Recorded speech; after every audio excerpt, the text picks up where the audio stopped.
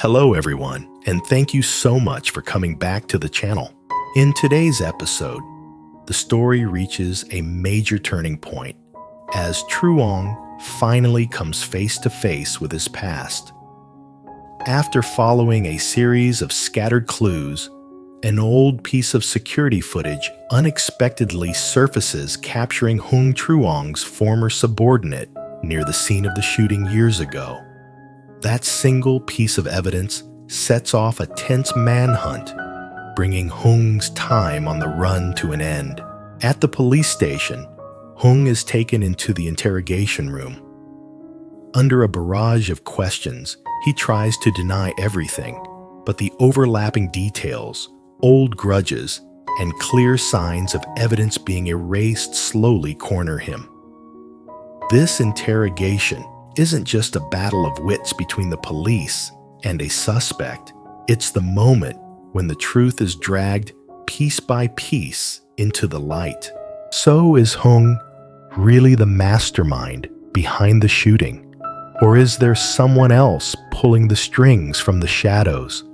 Will Truong finally uncover the full truth and put an end to the haunting past that has followed him for so long? If you don't want to miss the intense and dramatic developments ahead, make sure to hit like and subscribe to stay with us on this journey.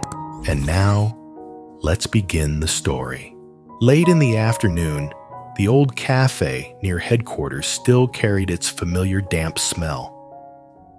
Truong sat in a shadowed corner, a cup of coffee in front of him that had gone cold a long time ago. He wasn't looking at his phone, just staring out the window, where old memories flickered on and off, like brief flashes of light. The cafe door opened.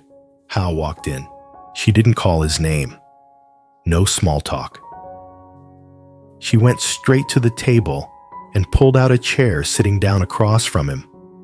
Her face showed a rare kind of tension, not anxiety, but the confidence of someone who had finally found what she'd been searching for over the past few days. Take a look at this. Ho placed her phone on the table and turned the screen toward Truong.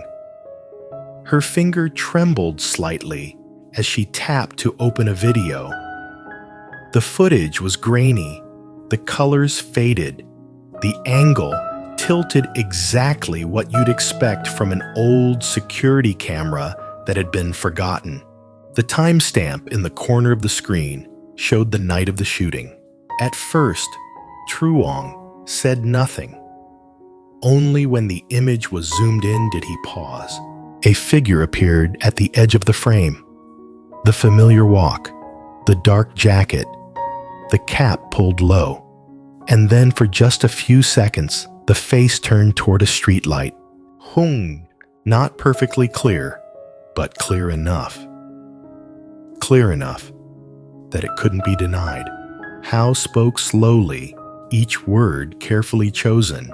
This camera belongs to a repair shop near the scene. It had been broken for a while, but that night it came back on for a little over 10 minutes. Truong clenched his hands. A familiar feeling returned.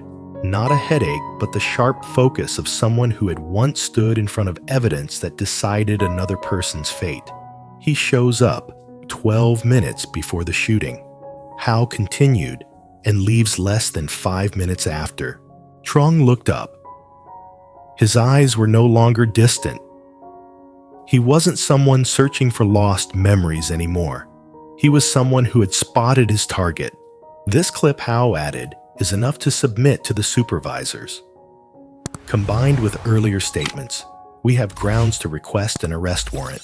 Truong looked at the phone again. He didn't touch it, but in his mind, every piece was falling into place. This time, he said quietly, his voice low but firm, "He has nowhere left to run." Hao nodded and picked up her phone. "I'll file the report tonight." Outside the window, the sky was starting to darken. Inside the old cafe, a crucial decision had just been made. The game had entered the arrest phase, and Hung was no longer just a shadow in someone's memory, but a suspect about to be named. After that intense night chase, Hung could no longer sleep peacefully. The image of a figure standing in the shadows, those familiar yet icy eyes kept replaying in his mind. Truong wasn't dead. Hung's instincts told him that much. Not only alive, but back quietly, mysteriously, and far more dangerous than before. If Truong had been following him, then there was only one possibility Truong already knew. The following afternoon, Hung showed up at a small cafe, tucked deep inside a rarely used alley. He sat at the farthest table, his back to the door, his cap pulled low. Not long after, a masked man walked in, cautious in every step. They didn't greet each other. They simply sat across from one another, a heavy silence hanging between them. "Someone is digging back into the past," Hung said quietly, his voice low and sharp. "And he's not someone we can deal with easily." The masked man didn't ask who. He already understood.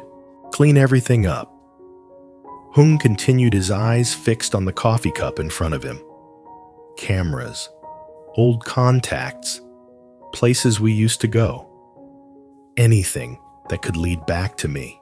The masked man nodded, but Hung wasn't finished. "Fast and quiet. If anyone asks, you've never seen me." The air in the cafe grew thick. Outside, the sound of passing traffic felt distant, like it belonged to another world. Hung stood up first, without looking back. Just before leaving, he dropped one final cold sentence. "If Truong really is back, then we don't have much time." The masked man stayed seated for a few more seconds, then stood and exited through a different way. In that small cafe, a plan to erase all traces had just been set in motion, and the confrontation was closer than ever. Night fell fast and heavy. The alley Hung often used was quieter than usual, lit only by yellow streetlights reflecting off the damp pavement. Truong stood hidden behind a car parked along the curb, with two plainclothes officers positioned on either side, forming a tight pincer. No one spoke. Everything moved exactly as planned, quick, clean, and absolutely silent. Hung appeared at the far end of the alley, walking carefully. He stopped scanning his surroundings, as if he sensed something was off. Truong held his breath. In that moment, he was no longer the one following. He was the one ending the chase. As Hung reached for the door handle of his rented room, Truong stepped into the light. "Hung," he called, his voice low and steady. Hung spun around. Their eyes met. Just a brief moment, but it was enough for Hung to understand there was no way out. The two officers moved in immediately from both sides. Hung took a step back, his hand instinctively reaching toward his jacket. "Don't move." The command came sharp and firm. Hung hesitated, then lowered his hand. The handcuffs snapped shut with a cold click. Truong stepped closer, looking straight at him. No anger, no satisfaction, just the calm of someone who had finally faced the truth. "It's over," he said quietly. Hung lowered his head, breathing heavy. One officer read him his rights, while the other quickly secured the scene. Truong stood still, feeling the tension drain from his shoulders.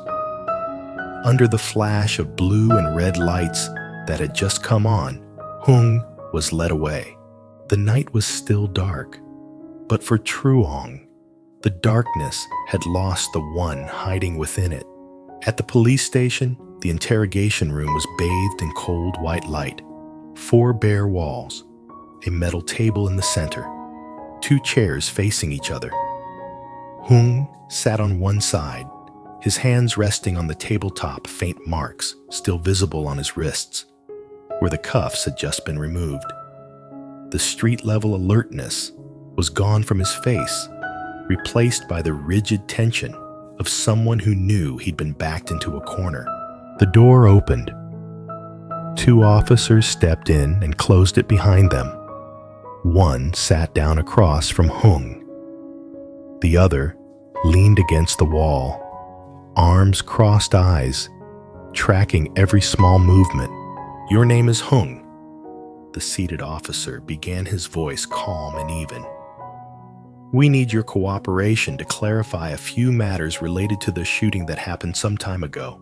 Hung stayed silent. He lowered his head, eyes fixed on the table, as if carefully weighing every second. The officer continued unhurried. "That night, you were near the scene. Security cameras recorded it." Hung's lips twitched a brief, fleeting smile. "I passed by. It's a city. I'm not the only one who walks those streets." The officer by the wall stepped forward. "You passed by 12 minutes before the shooting and left right after. That timing is pretty convenient." Hung looked up, his eyes sharpened. "Convenient isn't a crime." The seated officer nodded. "No, but convenience plus your history is something else." He slid a thin file across the table toward Hung. "You used to be a police officer. You were disciplined and forced out. The person who signed that decision was Truong." At the mention of the name, the corner of Hung's eye twitched just for a moment, but it didn't escape either officer. "We're not asking about feelings," the officer continued. "We're asking about motive." Hung let out a long breath. "I didn't shoot anyone. We didn't say you did." The other officer replied immediately. "We're asking why you were there." Hung fell silent. The air in the room grew heavy. The ticking of the wall clock sounded steady and loud, like it was hammering straight into the nerves. The seated officer leaned forward. "Did you know Truong was still alive?" Hung didn't answer right away. His eyes wavered. "I heard people talking." "Heard who?" Hung shook his head. "I don't remember." The officer standing behind him gave a quiet laugh without any humor. A former cop who doesn't remember details like that. Hung clenched his fists. "I'm out of the force. You can pin whatever you want on me." The seated officer placed a photo on the table. It was a frame pulled from a security camera. Hung's figure, blurry but recognizable, standing under a streetlight. "You recognize this location?" Hung stared at the photo for a long moment. Finally, he nodded. "Yes." "Why?" "Because I used to work around that area." "Or because you knew it was a place where few cameras were still operating?" The question landed like a hammer. Hung snapped his head, up a flash of anger in his eyes. "You're reaching." The officer kept his tone steady. "We're just putting together the pieces you left behind." A long silence followed. Hung leaned back in his chair, breathing hard. "I didn't kill Truong. If he really was dead, it had nothing to do with me." "But you hated Truong," the standing officer said bluntly. "You had motive." Hung let out a dry laugh. "A lot of people hate him. Not everyone who hates someone becomes a killer." The seated officer closed the file. "True. But not everyone shows up at the right place at the right time and then rushes to erase their tracks." Hung flinched. "I didn't erase anything." The officer by the table stepped closer and placed a hand on it.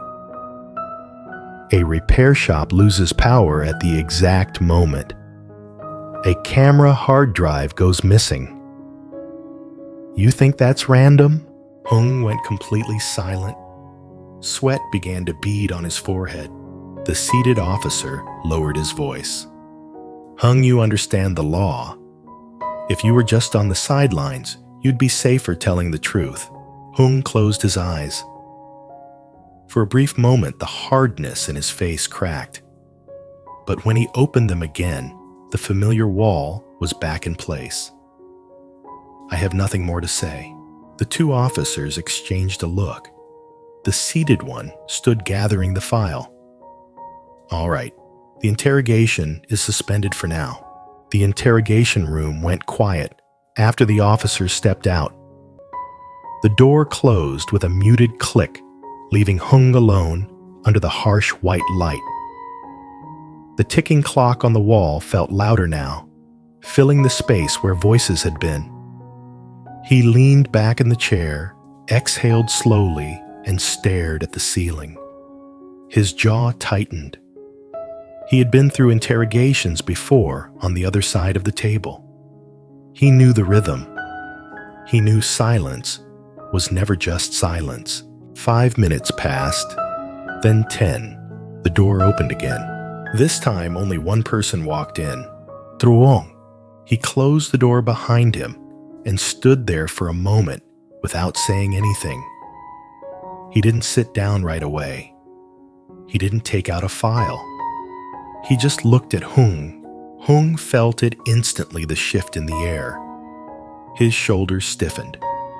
His eyes narrowed, then widened just slightly before he caught himself.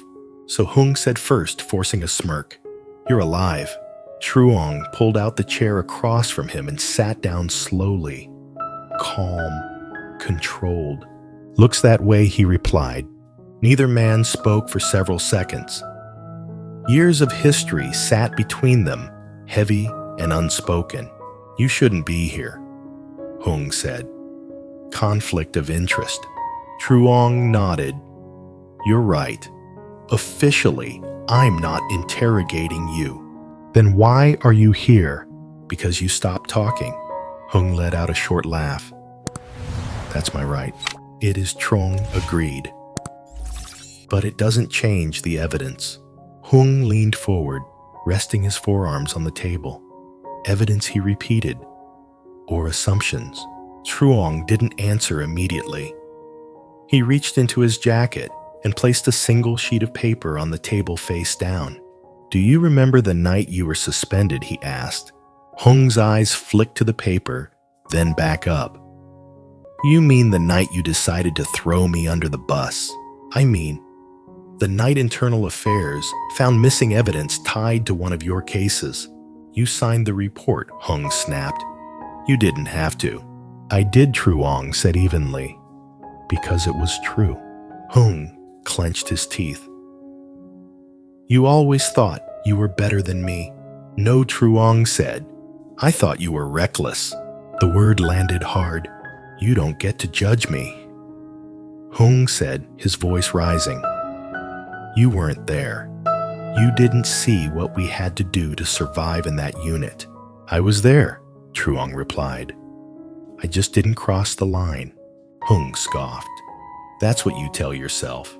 Truong flipped the paper over. It was a timeline. Names, locations, times. Hung's breathing slowed as he read. "Your phone pinged 3 towers near the scene," Truong said. "You turned it off 6 minutes before the shooting. Turned it back on 40 minutes later, 2 kilometers away. I told you I was passing through. You erased your call logs the next morning.